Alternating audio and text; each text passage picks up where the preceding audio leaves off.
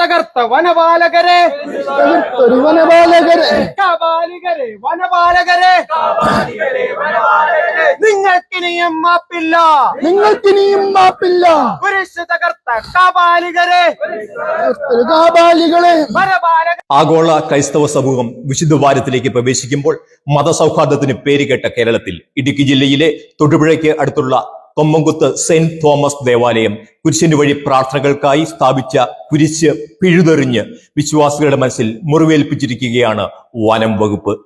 സ്വകാര്യ ഭൂമിയും വനഭൂമിയും വേർതിരിക്കുന്ന അതിർത്തി രേഖയായ ജണ്ടയ്ക്കു വെളിയിൽ പള്ളി പണം കൊടുത്തു വാങ്ങിച്ച സ്ഥലത്ത് സ്ഥാപിച്ച കുരിശാണ് ഇന്നലെ ഏപ്രിൽ മാസം 12-ാം തീയതി വനം വകുപ്പ് അധികൃതർ ഒരു മുന്നറിയിപ്പും കൂടാതെ പിഴുതുമാറ്റിയത്. ഈ കുരിശ് നിന്നിരുന്ന സ്ഥലം ആരുടെയും വസ്തുവകകൾ കയ്യേറിയതല്ല, വനഭൂമിയുമല്ല. കഴിഞ്ഞ 60 വർഷമായി ഇത് കൃഷിഭൂമിയാണ്.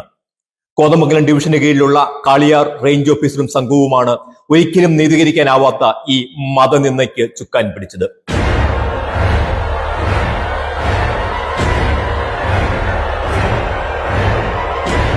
കേരളത്തെ വനമാക്കി മാറ്റുവാൻ അച്ചാരം ഏറ്റെടുത്തിരിക്കുന്ന വനം വകുപ്പ് നടത്തിയ ഒരു മതനിന്ദയുടെ വിശദാംശങ്ങൾ വിശദീകരിക്കുകയാണ് പോസിറ്റീവ് സ്റ്റോക്കിന്റെ ഇന്നത്തെ അധ്യായത്തിൽ.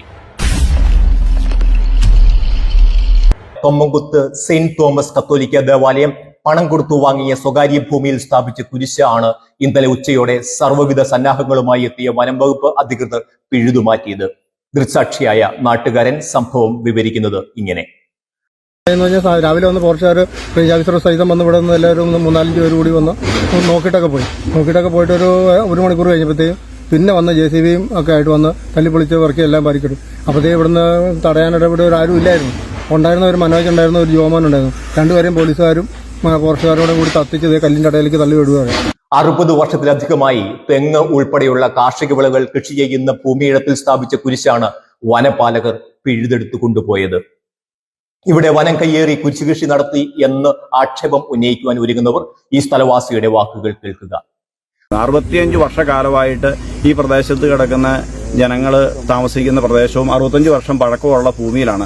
നിങ്ങൾക്ക് കാണാൻ ഇവിടെ നിൽക്കുന്ന ഈ പ്രായമുള്ള തെങ്ങുകളും കാര്യങ്ങളും ഒക്കെ നോക്കിയാൽ കാണാവുന്നതാണ്. അതുപോലെ ഇലക്ട്രിസിറ്റിയുടെ പോസ്റ്റ് ഇതാണ് പറിച്ചിട്ടിരിക്കുന്നത്.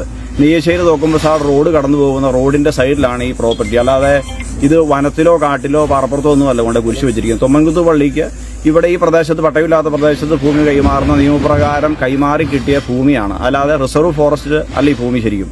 ആ ഭൂമിയിലാണ് രാവിലെ വന്ന് അദ്ദേഹത്തിന്റെ നേതൃത്വത്തിൽ ഇവിടെ ജനങ്ങളില്ലായിരുന്നു. അപ്പോഴേക്കും വന്നു അത് പെട്ടെന്ന് JCB ഉപയോഗിച്ച് പൊളിച്ചു.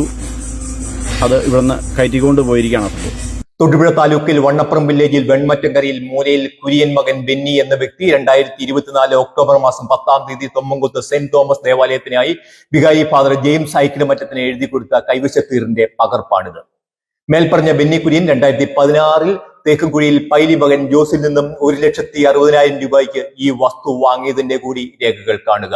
എന്നാൽ കാളിയാർ റേഞ്ച് ഓഫീസർ ഇത് കയ്യേറ്റ വനഭൂമിയാണ് എന്ന റിപ്പോർട്ടാണ് കോതമംഗലം DFOയ്ക്ക് ഇന്നലെ സമർപ്പിച്ചത്. പട്ടയം ഇല്ല എന്ന കാരണത്താൽ വനംവകുപ്പിന്റെ പിഴുതെടുക്കൽ കലാപരിപാടി തുടർന്നാൽ ഇടുക്കി ജില്ലയിൽ പൊതുസ്ഥാപനങ്ങൾ ഉൾപ്പെടെ പലതും പൊളിക്കേണ്ടി വരും എന്നതാണ് വസ്തുത. കുരിശ് കണ്ടപ്പോൾ കാളിയാർ റേഞ്ച് ഓഫീസർ കലി തുള്ളിയത് എന്തിനാണ് എന്നും ഇതര മതസ്ഥരുടെ മതബിംബങ്ങളിൽ കൈവയ്ക്കുവാൻ വനം വകുപ്പിന് ധൈര്യമുണ്ടോ എന്നും വിശ്വാസികളുടെയിൽ നിന്ന് പ്രസക്തമായ ചോദ്യം ഉയർന്നു.